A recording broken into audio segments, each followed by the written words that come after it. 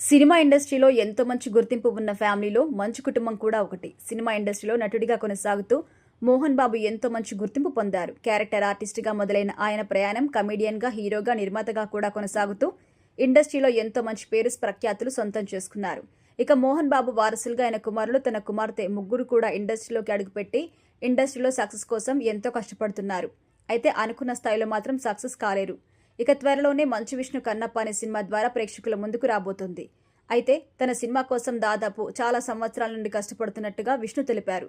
ఈ cinema June 27వ తేదీన ప్రేక్షకుల ముందుకు రాబోతుంది. దీనికి సంబంధించి ప్రమోషన్స్ కూడా స్టార్ట్ చేశారు. అయితే మంచు విష్ణుకి సంబంధించి ఎన్నో విషయాలు బయటకొస్తున్నాయి. గతంలో విష్ణు చేసిన వ్యాఖ్యలకు సంబంధించి కూడా వీడియోస్ నెటిజన్లు షేర్ చేస్తున్నారు. ఇకపోతే విష్ణు ప్రముఖ దర్శకుడు పూరి జగన్నాథ్ గురించి సంచలన కామెంట్స్ చేశారు.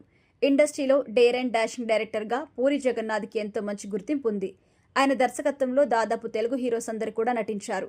అయితే ఇటీవల కాలంలో పూరి జగన్నాథ్ సినిమాలు పెద్దగా ప్రేక్షకుల్ని ఆకట్టుకోలేకపోతున్నాయి. అయితే పూరి జగన్నాథ్ గురించి విష్ణు మాట్లాడుతూ, ఒకప్పుడు పూరి జగన్నాథ్ క్యారెక్టర్ GOAT అంటూ వివరించారు.